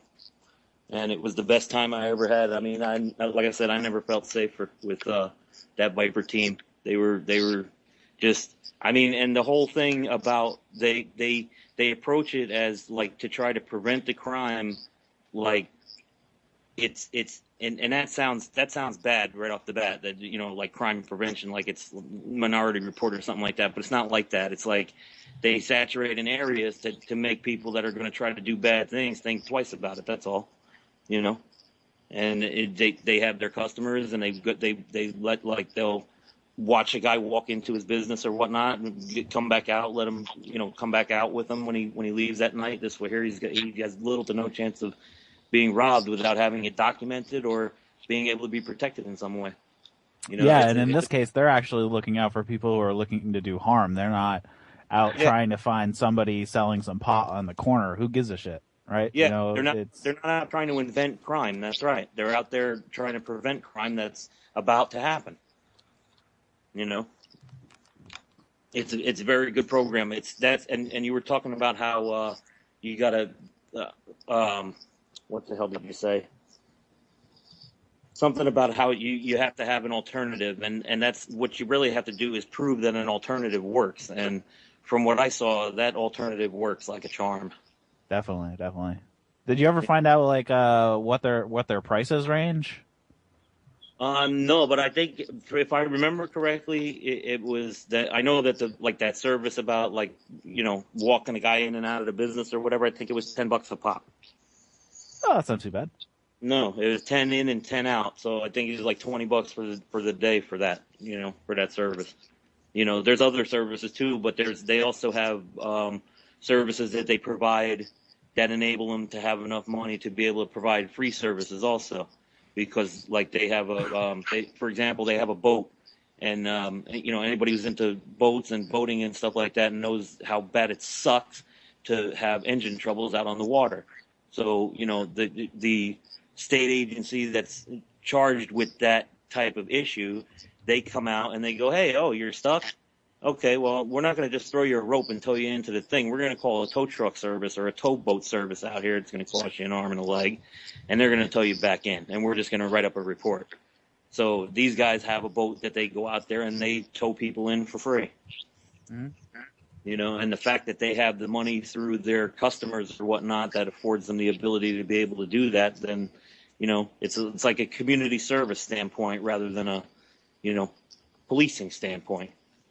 Very nice, yeah. Yeah, so I hope that more of these spring up, because they're obviously doing a good job, and it looks like they aren't, of course they are not using force to get their paycheck. They are actually providing a service on a voluntary basis, so that's great. Exactly. And hopefully that spreads from Detroit to other places. And didn't we talk about it earlier that the Oakland area might have one of these springing up somewhere? Yeah, I found a big article about it that they were working on starting something up like that, almost identical to the one in Detroit. That's cool. It's a model that works. It really does. Yeah, my man Dave Mustaine said, if there's a new way, I'll be the first in line, but it better work this time. So that's the big thing, is to prove that it works.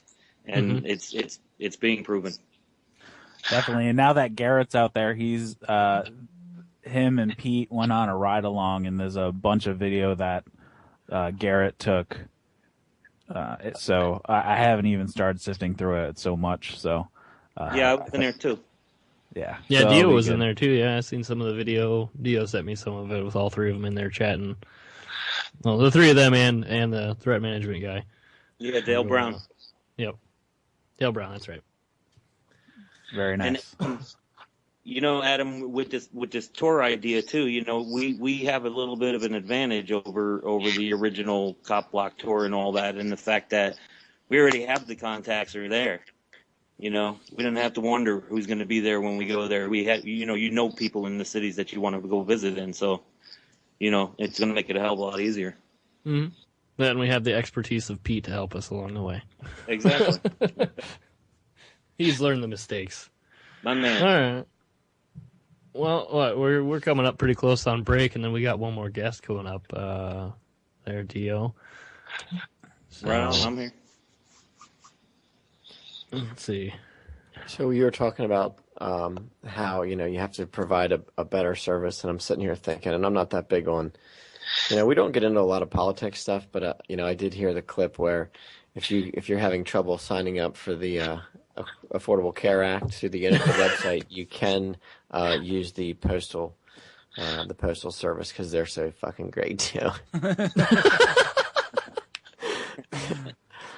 Not to be confused with, UPS, which makes a lot of profit every year and pays their employees handsomely. Yeah, go figure. Yeah, Eric, are you serious? But I'm weird. I Yeah, have to serious. ask. You're dead serious. Yep. That's crazy. Yep. But just today? Or what? Yep. Right now. At this Right very now. moment. Hey, Scott, you want to trade? So that's pretty close. I'll to tell you talking something right about, Bitcoin, and my number was 250, and it has been moved up. Yeah, Bitcoin is at 277 at this moment, but we'll talk about that later. This is Copblock Radio Show on FPRN. I thought I'd take myself a little stroll. In 1997, a high school shooting was stopped by a vice principal with a gun. In 1998, a middle school shooting was ended by a neighbor with a gun. In 2002, a terrorist attack was stopped by a school guard and a teacher with a gun. After September 11th, pilots began carrying guns to protect their passengers. Let's give our schools and teachers the same option. Sign the petition at defendschools.com. Well, yeah, it's getting tough out there. Yeah, no doubt. I work in home invasions, mostly. Some murder, occasional rape, if she's hot, or really bitchy.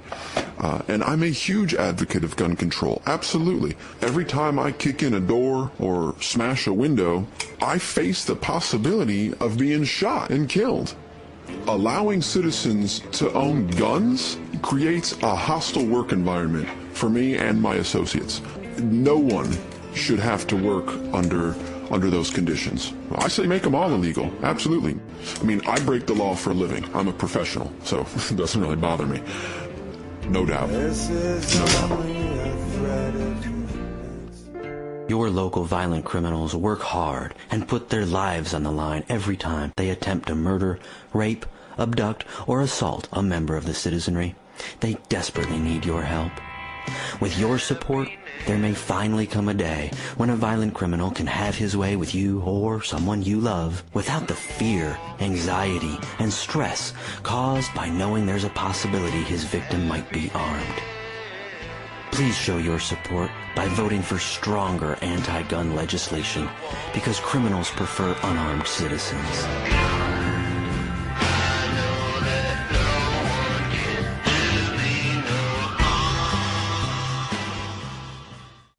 In every age, a technology is created that upends the foundations of society. The wheel, the printing press, the internet. Now, in a world sliding into financial chaos, a new technology is changing the way monetary systems work around the world. It is called Bitcoin. Bitcoin is a new form of money, controlled not by banks, governments, or corporations, but through mutual commerce between free individuals. To learn more, visit WeUseCoins.com. Do you have a group or organization founded on the principles of personal liberty, health freedom, or accountable government? We invite you to check out Same Side Entertainment. Same Side is a source for activists and liberty organizations to connect with well-known leaders in today's growing movement for sustainable living, personal liberty, and sovereignty issues. Same Side has a variety of keynote speakers, debate panels, interactive web presentations, musicians, and liberty-based entertainment, as well as services for web design, graphic design, video, and photography. Same Side can help customize your event by connecting you to the best of the liberty and political world while staying within your budget. Get connected with leaders in the liberty movement like Tom Woods, Kevin Gutzman, Jack Hunter, Robert Scott Bell, Bob Murphy, Michael Scheuer, John Bush, Jordan Page, Tatiana Moroz, and many more. Find us on Facebook, Twitter, and our website at www.samesideentertainment.com. Again, that's www.samesideentertainment.com. Same Side Entertainment, connecting you with the education and resources you need. Get over to sonsoflibertymint.com right now. Secure your wealth by trading in those pesky Federal Reserve notes for Sons of Liberty Mint's fine silver quarters. These 1/4 ounce bars, square in shape and stamped "Trust in Yourself," are unlike any other traditional round. With 4 pieces per ounce, you'll not only be investing in sound money, but you'll also be purchasing usable, divisible silver. Don't get stuck with ferns or bulky silver bars. Visit SUNSofLibertyMint.com today and invest in silver you can use. Thanks for listening to FPRN. Don't forget to check us out on Facebook and Twitter. If you'd like to start your own show with FPRN, advertise with us, or donate to the network or to your favorite shows, check out our website at www.fprnradio.com. First things first. To the death. No. To the pain. To the pain. To the pain.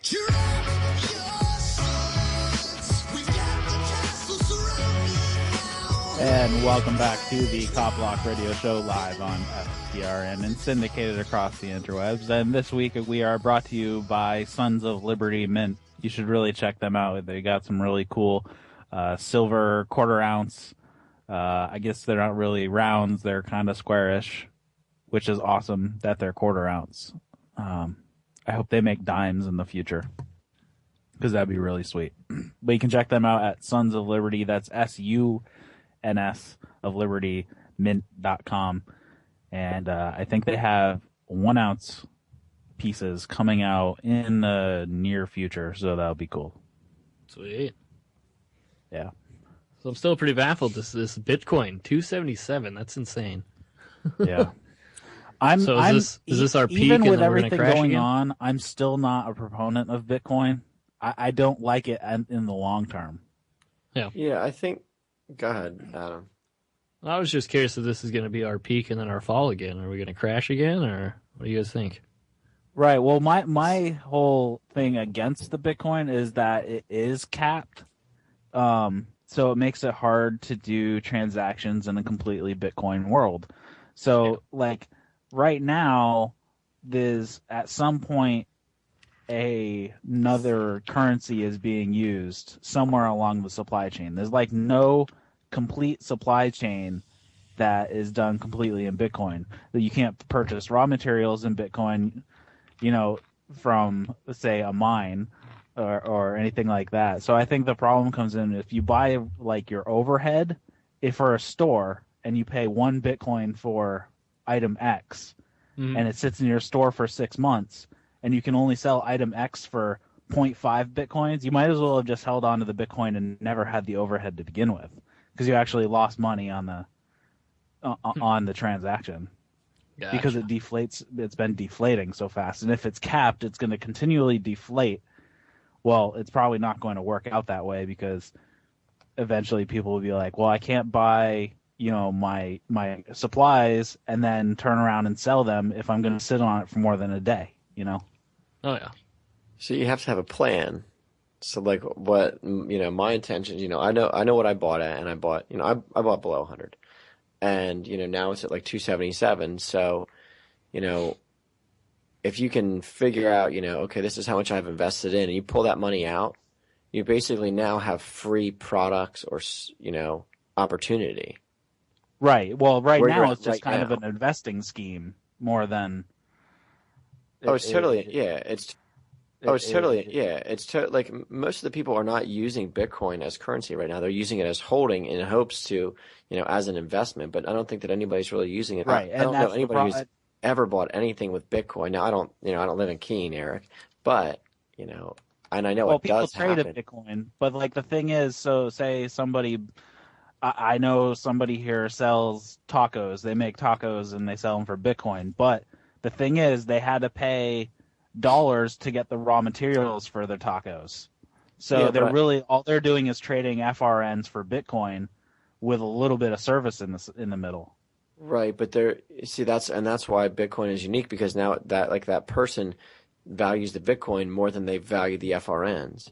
So Right. It's who's holding it and what's the value placed on it. Mm-hmm. Right.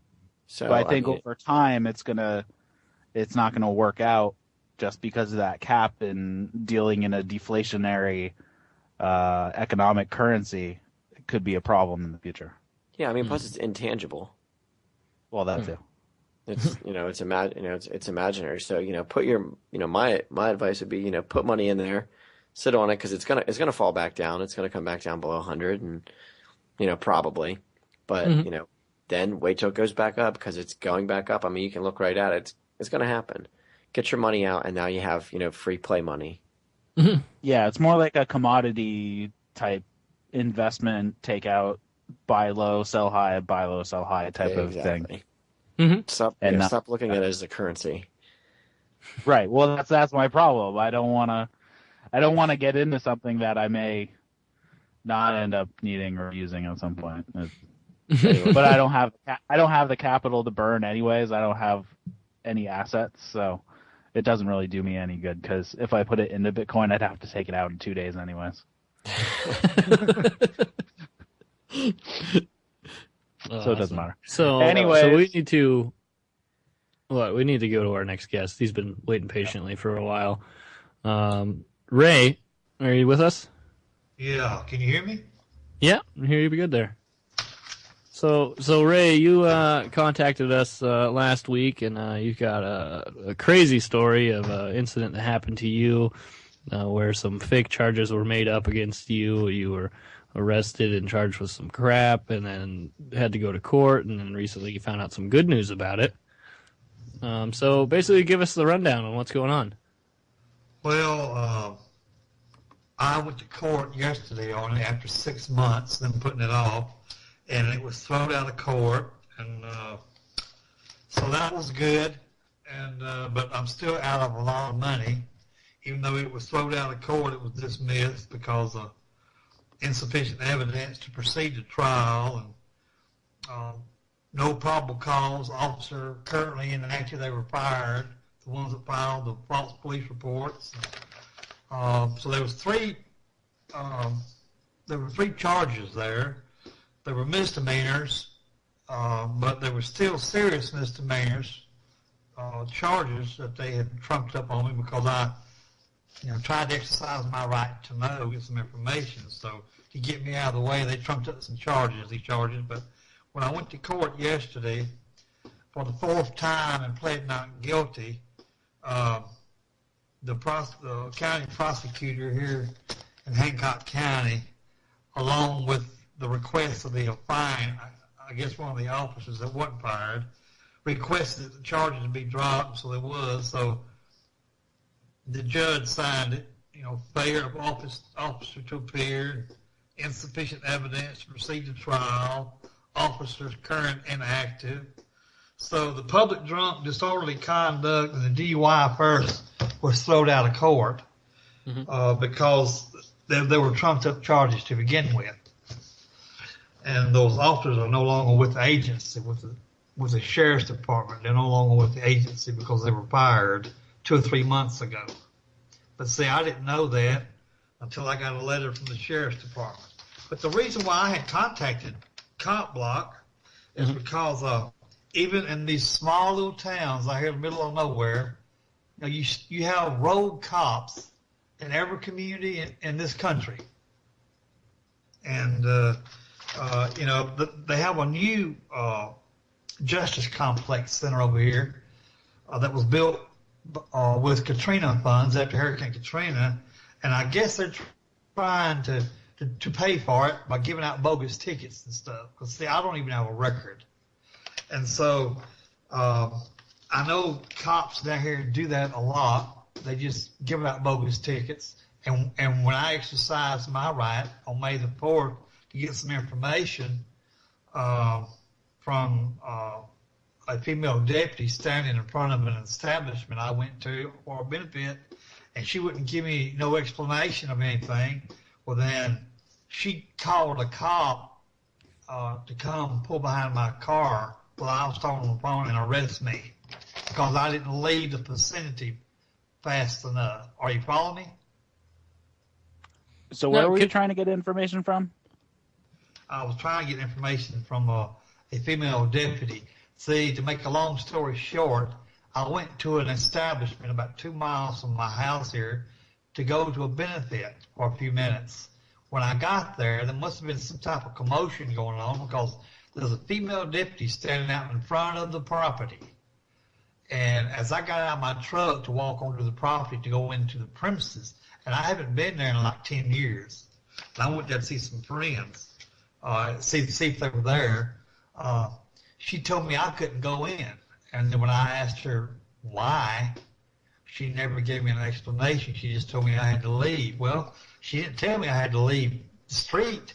She just told me, to leave. So she didn't give me an explanation, and I asked her why. I told her I had a right to know why, So I went and got in my truck and was talking to my mother on the phone, let her know I was coming back home because I'm a caregiver to her, and I don't get to get out too much. But as I was talking to her on the phone in my truck, a cop pulled up behind me turned his lights on, and I told her on the phone, Mom, there's a cop pulled up behind me with his lights on, and he come up to the window, and I told her I gotta go. I'll let you know what the cop wants when I find out something. Well, I put the phone down, and he sort of opened the door and sort of helped me out, and patted me down. He searched me, and I verbally protested, of course.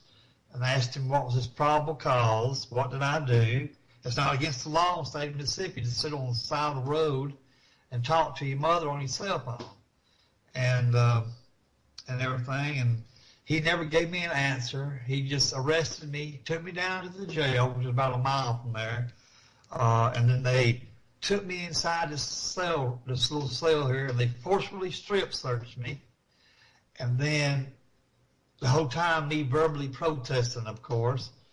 I was trying to figure out, get them to tell me what crime I had, committed and everything. So I started exercising my Fifth Amendment right, not answering no questions, even though Miranda was never read to me.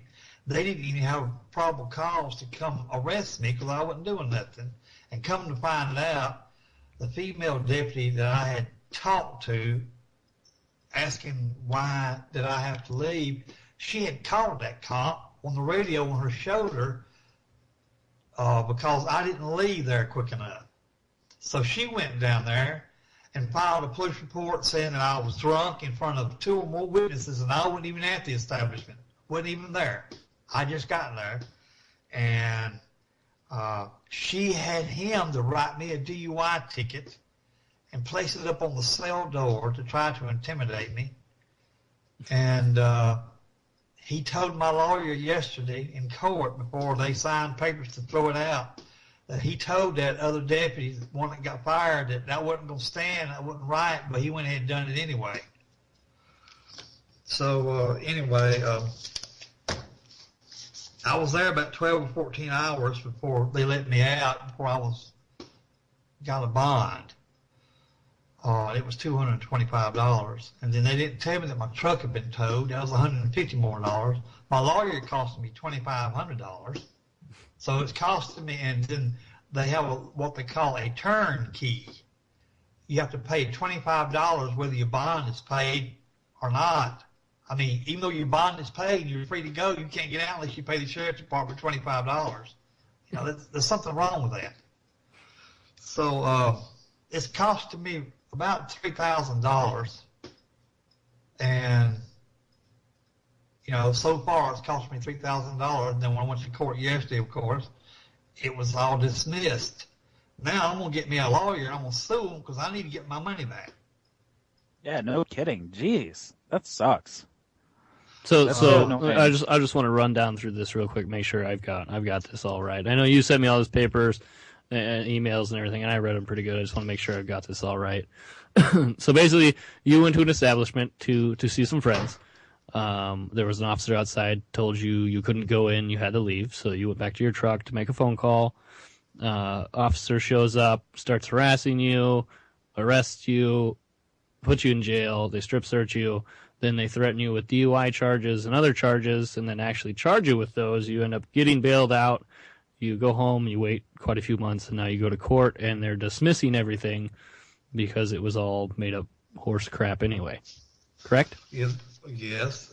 Okay. The letter, I believe I sent you a copy of the letter I got from the Sheriff's Department, the certified letter. Mm-hmm. See, I had filed a complaint with policeabuse.com because I was not allowed to file a complaint with the Hancock County Sheriff's Department because it was on the weekend. May the 4th was on Saturday. And they said, well, you don't have 24 hours to file an internal complaint. So that's bullshit. There's no way that's the case. Do I now? That's probably bullshit. I call bullshit on that. So that's okay, though. See, I went ahead and waited, and I filed a complaint with the policeabuse.com, and then I got this letter here on September the 19th from the Hancock County Sheriff's Department in reference to that. And the letter here says that he says that in their investigation, they said that they'd like to advise me that the officer identified as the arresting officer, Deputy Sheriff Alicia Cool, along with her identified co-worker, involved in an incident, which I did not identify, Deputy Sheriff Carlos Church, are both no longer employed with this agency. He says, regarding my concerns as to their strip search, which I thought was illegal after I read the Supreme Court ruling, it's not illegal.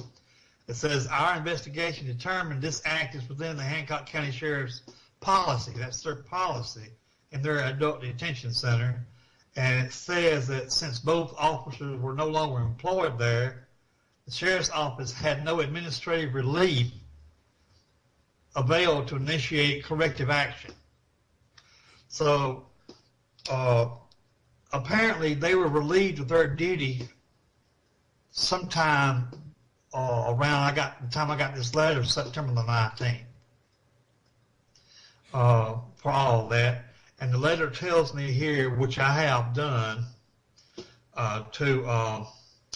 it says here for me to continue my efforts with the Department of Justice, and I sent them 2 files, and both of them come back saying that the box is closed. And I sent them to 2 different addresses in Washington, D.C. It says the box is closed. So I ended up sending a local file to the local FBI in Jackson so they could send a file to Gulfport, Mississippi, and I haven't heard anything from them.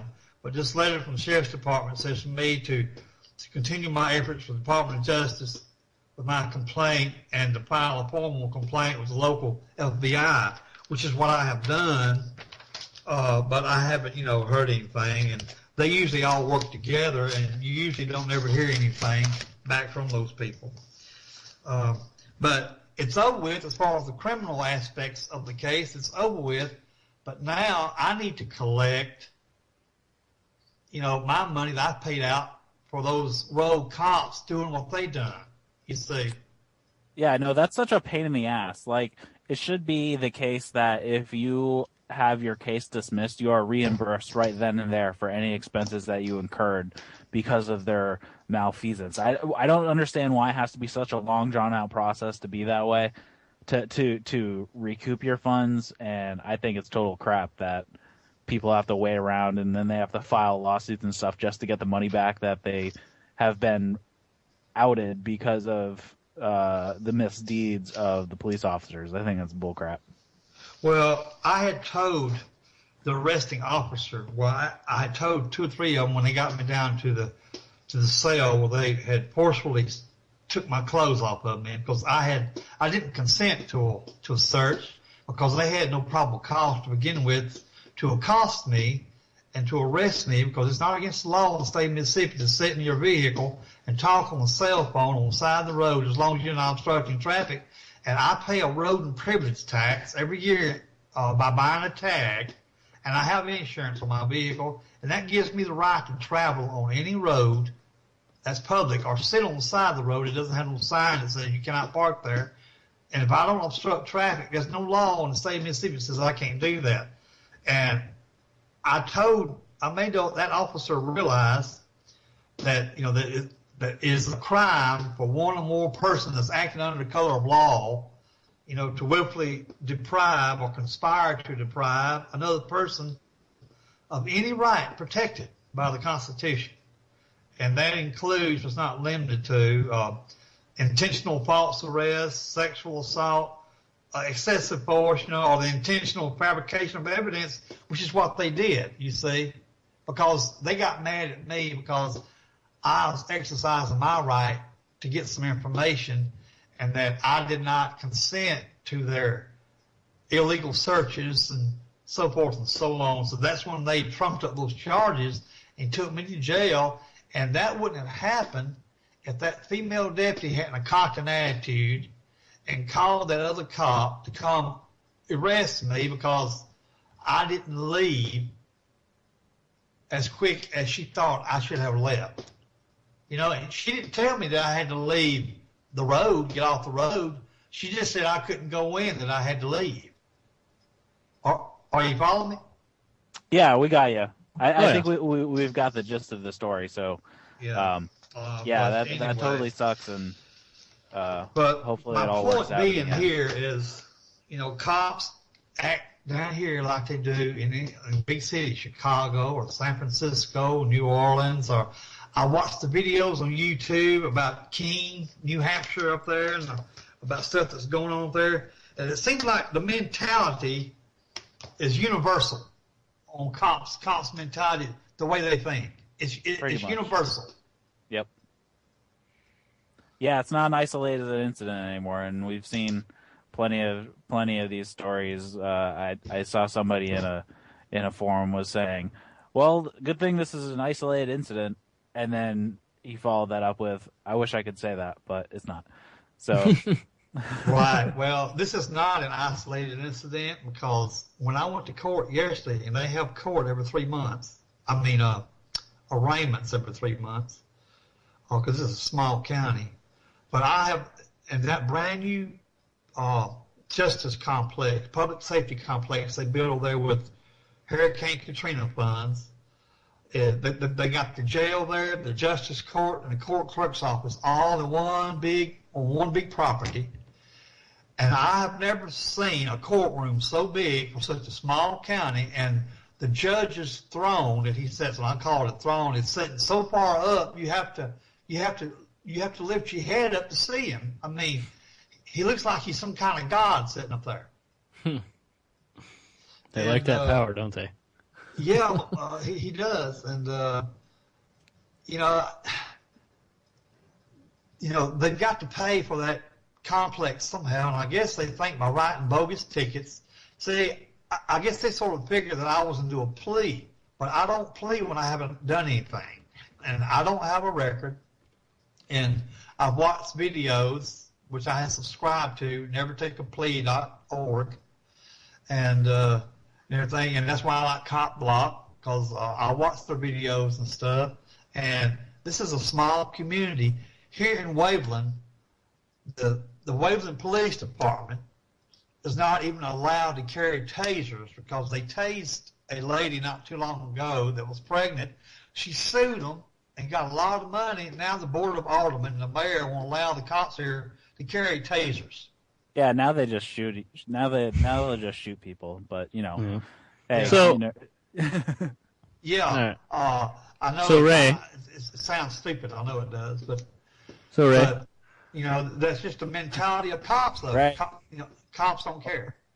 Hold on, Adam. Hey, Ray. So we're coming up on the end of the show here, so we gotta wrap things up here.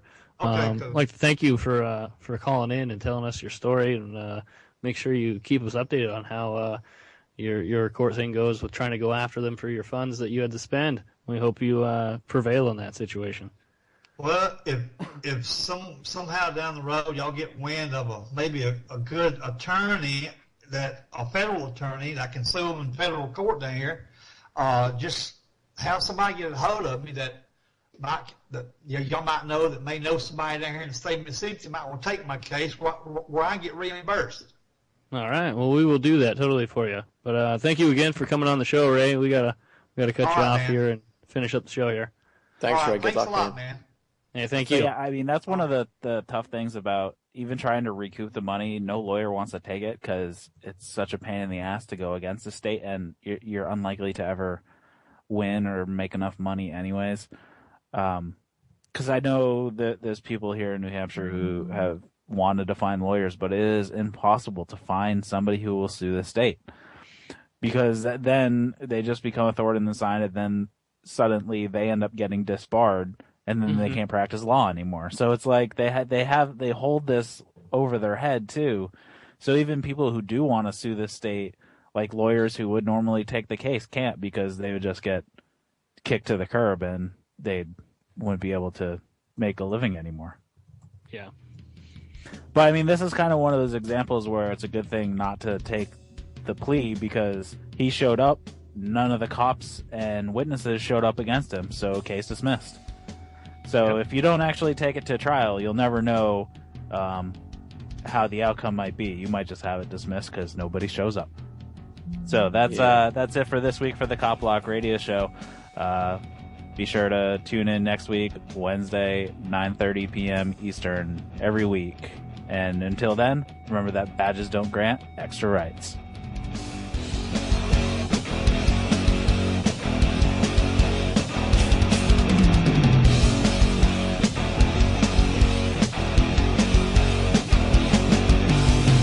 Thanks for listening to FPRN. Don't forget to check us out on Facebook and Twitter. If you'd like to start your own show with FPRN, advertise with us, or donate to the network or to your favorite shows, check out our website at www.fprnradio.com. Am I all alone? Am I the only one that can feel this way? My hope has been betrayed. This ain't protecting freedom. This is digging in a grave.